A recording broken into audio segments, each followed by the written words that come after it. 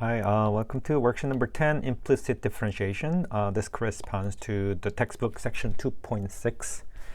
In this worksheet, we'll learn how to take the derivative when we are given a relation instead of function. Notice I used the phrase relation instead of function.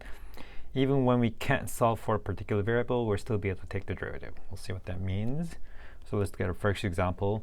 Find the slope of the tangent line to a circle. X squared plus y squared is equal to 1. Generally speaking, circle has equation or relation x squared plus y squared is equal to r squared. It gives you a circle of radius r. So I'm looking at this. The given question is x squared plus y squared to 1, which is same as 1 squared. So this just describes a circle with radius 1. So let me draw a graph of that. Here, radius is 1, so I'm going to draw a circle. That's best I can do, haha. All right, so this is relation that describes this, right? Okay, it says find the slope tangent line of this a point here. So somewhere here, radical 2 over 2, and then x5 value is radical 2 over 2 is x value, and the y value is also that. So, okay, so again, kind of same thing. Find the slope of the tangent line. We have a point here, but we need to find y prime, right? So up until now, okay, we need a slope, obviously, and then how to find this. Well, up until now, all our equations given is like y is equal to something, so I can basically take the derivative of y. But here now we are given in terms of x squared plus y is equal to square is equal to 1. So like why is it not given as like y is equal to something, right? So that might pose a little problem for us. So the problem is that graph is not a function, it's just a relation. Relation. Function means that it passes the horizontal line test, so like I can have graph at the top and then graph on the bottom. That will make this not a function, right? But we can still work it out. This is what I'm going to do. I'm going to rewrite x squared. So we're given x plus y squared is equal to 1. I want to see if I can solve for y. So it's y squared is 1 minus x squared. And then take the square root of both sides. So y is equal to radical 1 minus x squared. But technically, we get plus minus that, right? So 1 minus x squared. Because if y squared is something, y is equal to plus minus radical something. So basically, it gives you two separate equations. So first one is with the positive part. So just upper half of a circle. So let me write that over here. Y is equal to 1 radical 1 minus x squared. So if I draw the graph of that, you get this part of the graph, and then the bottom part of the graph is y is equal to negative radical 1 minus x squared. That gives you the bottom half of the circle like this. So even the original equation was given like this, there's a workaround. We can either work with that or that. Now I can, it's like it's solved for y, right? So y is equal to something and then y is equal to something, except now you have two different things. So this part, y is equal to radical 1 minus x, it's explicitly solved for y, right? What that means is I can write it as y is equal to something, right? For the second part, x squared plus y squared is equal to 1, it's given implicitly. Implicit means I'm not telling you exactly what it is directly. I'm kind of telling you like a roundabout way, right? So here, I'm not saying what exactly is y. Before I was doing it like that, y equals something. Here, I'm just kind of giving you relation so you figure out what y is yourself. That's why it's called implicit. That's why the title of this section is implicit differentiation, right? So this is another situation where we can take the derivative when things are given like in a different way. So let's look at the next part here. So y, I can say that's either radical 1 minus x squared, or it could be negative radical 1 minus x squared, right? So if you take the derivative of this, if you're to rewrite it, I can rewrite it as 1 minus x squared to the 1/2 power, because radical is just 1/2 power.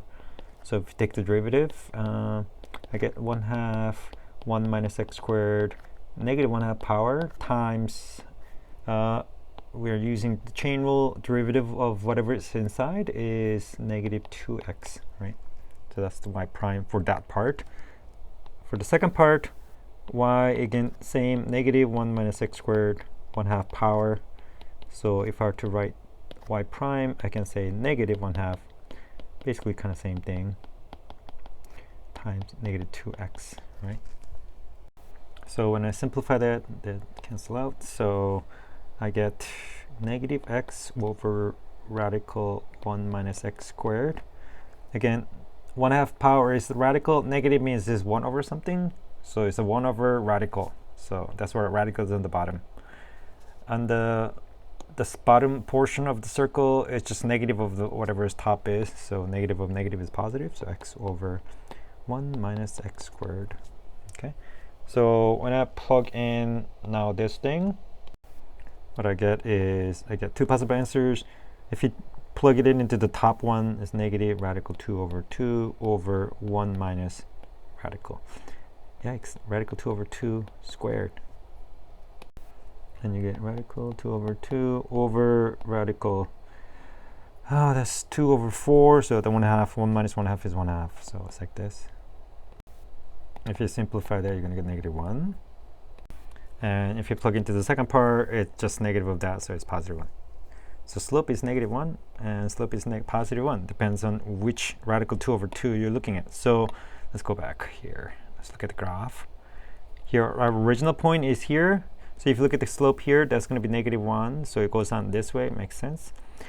If I plug in this radical 2 over 2, because here x value is also radical 2 over 2. So if I plug it there, my slope is positive 1 because it goes like that way. So you get two possible slope. Here they specify what y value they want.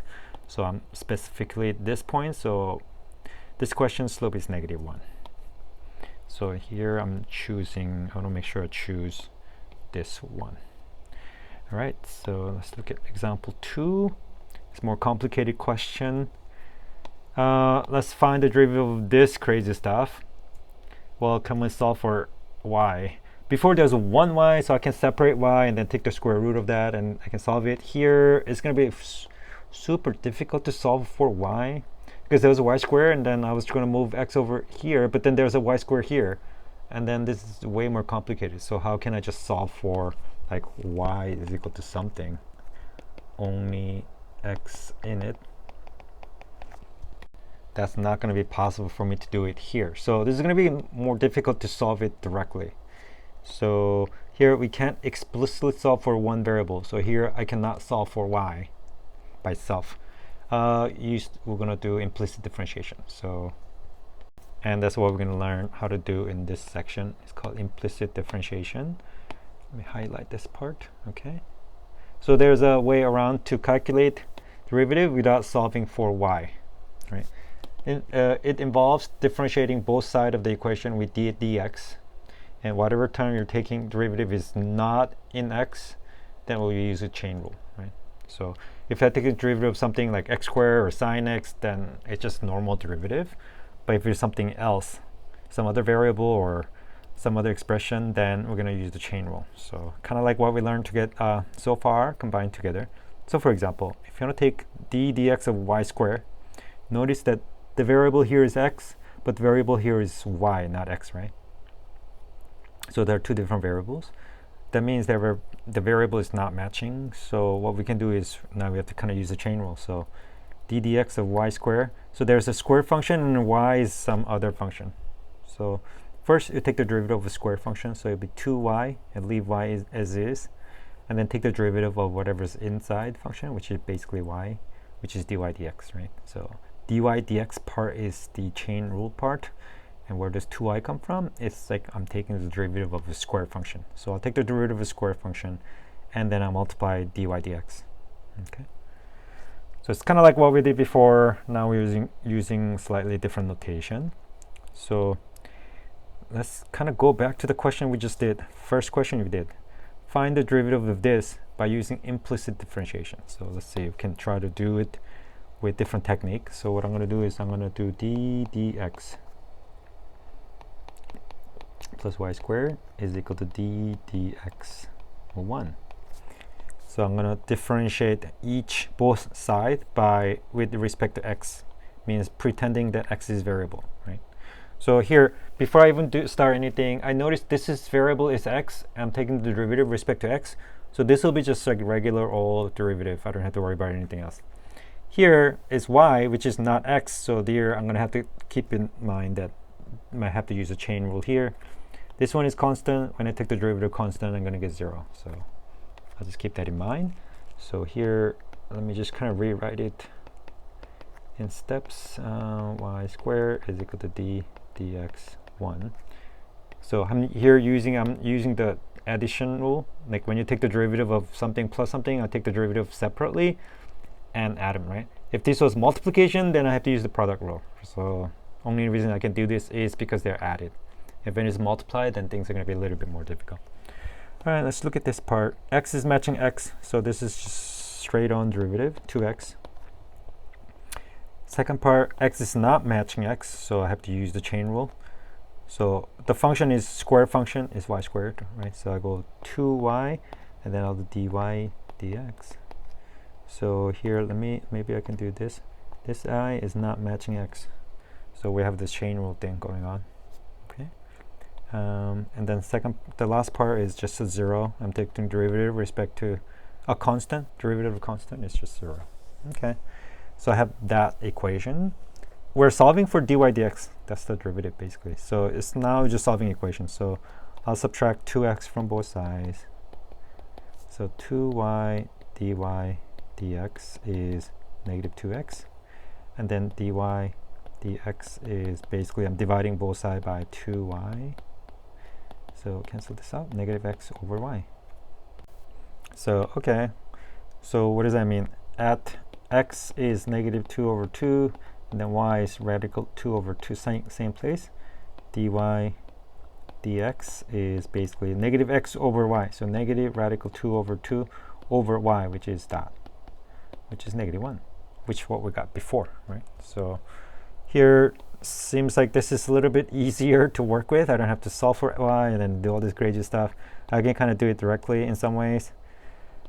Here you're using implicit differentiation, which is just extension of the chain rule. Okay. All right, let's look at a few more examples here. Let's look at example 3, part A. It says assume y is function of x, find y prime. Here we're going to assume y prime is dy dx. Let's look at part B. I feel like part A you might be able to try it yourself. Let's try part B.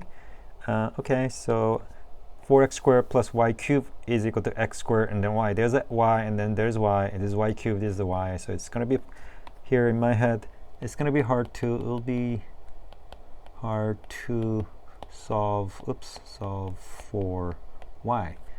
It's like y is equal to something, something, something. It's going to be like not possible to do that for this question. So I'll do implicit differentiation. So kind of first step is d dx, both sides. 4x squared plus y cubed is equal to d dx x squared y. Here, I'm not multiplying d dx. d dx just means take the derivative, right? It's not like I'm multiplying this to this.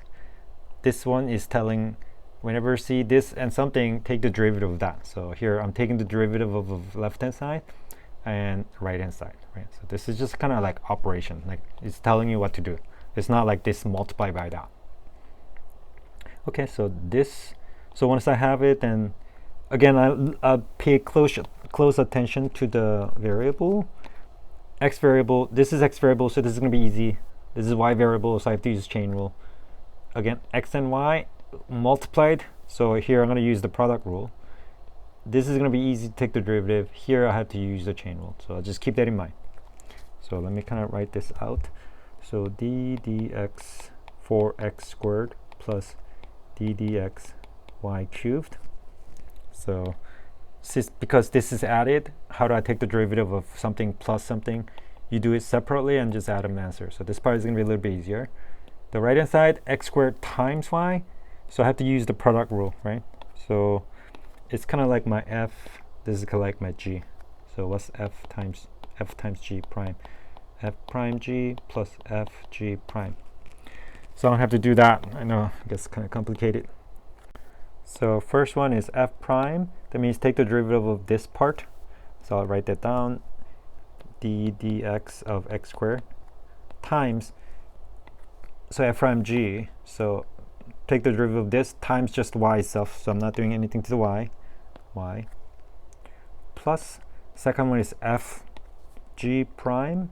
So that means leave the first one just as is, and then take the derivative of the second one. Okay, so leave the first one alone, x squared times take the derivative of the second one, like this. Here, I'm gonna kind of, again, mark here. I'm gonna go, this is x, this is y. They are different variables, so I need to use chain rule.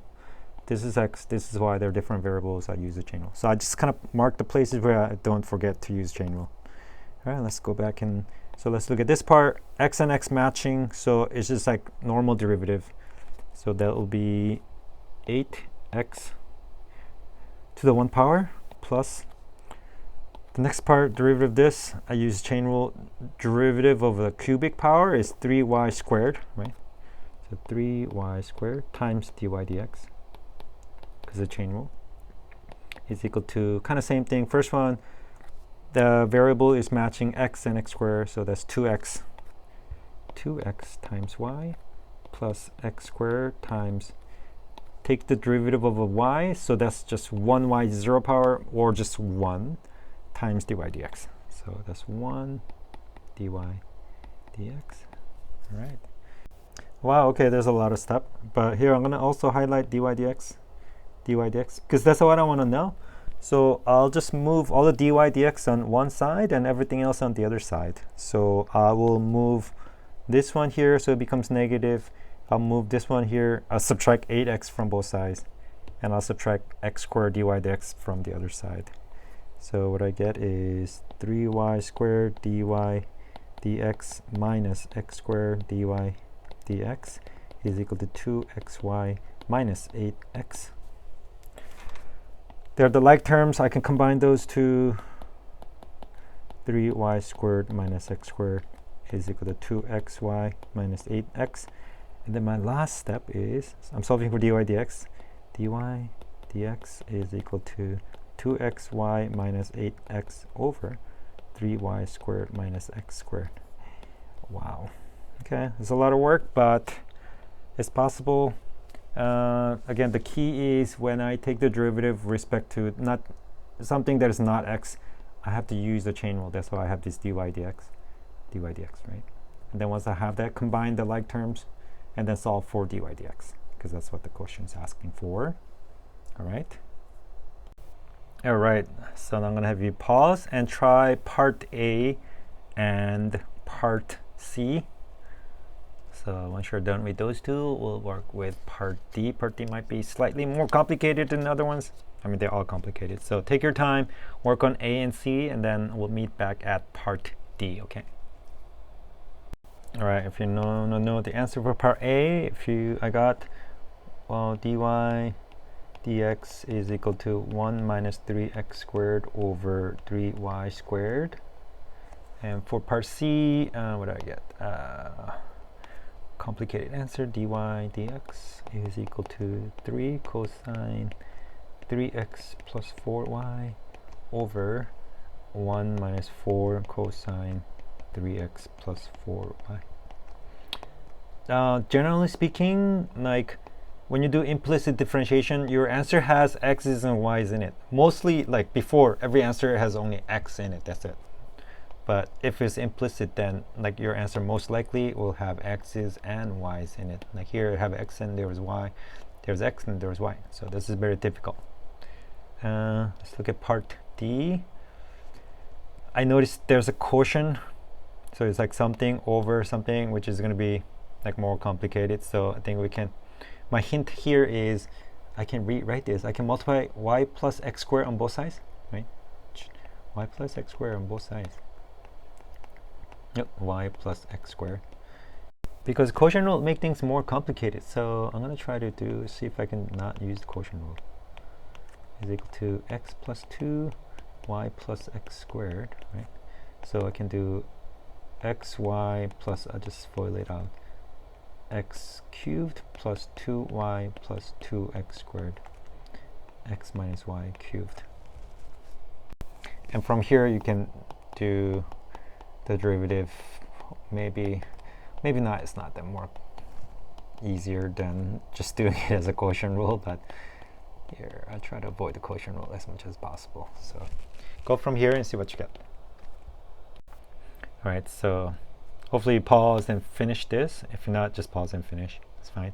What I got here is dy dx is 1 minus y minus 3x squared minus 4x over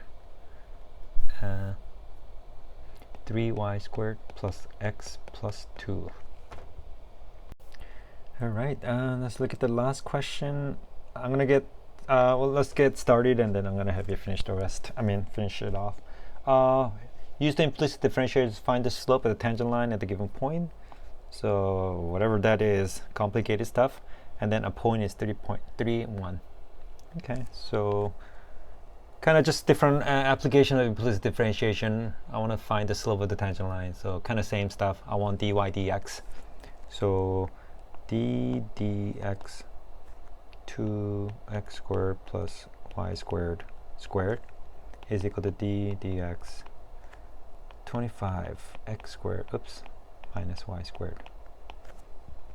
All right, so I noticed there's a 2. Okay, fine. There's a square. Okay, so square function. So derivative of the square function, so that's 2 and then 2x squared plus y squared to the 1 power times the derivative of whatever is inside, x squared plus y squared. And so that's this side of the equation. The right hand side of the equation, kind of same thing, taking the derivative of this. So 25 dx x squared minus d dx y squared. Again, it's just saying take the derivative. There's constant, I can just put it outside. Take the derivative of x squared minus derivative of y squared. So I can do that.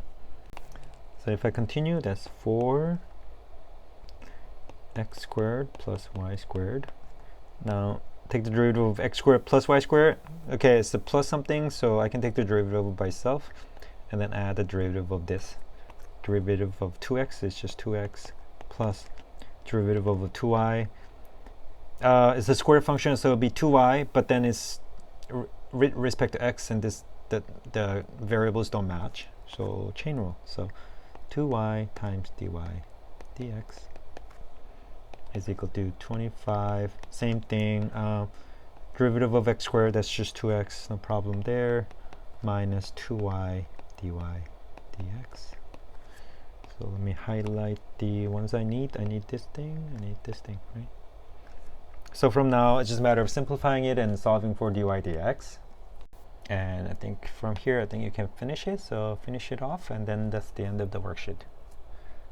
All right, so for this part, my answer is y is equal to negative 9 over 13x plus 40 over 13. This is what I got.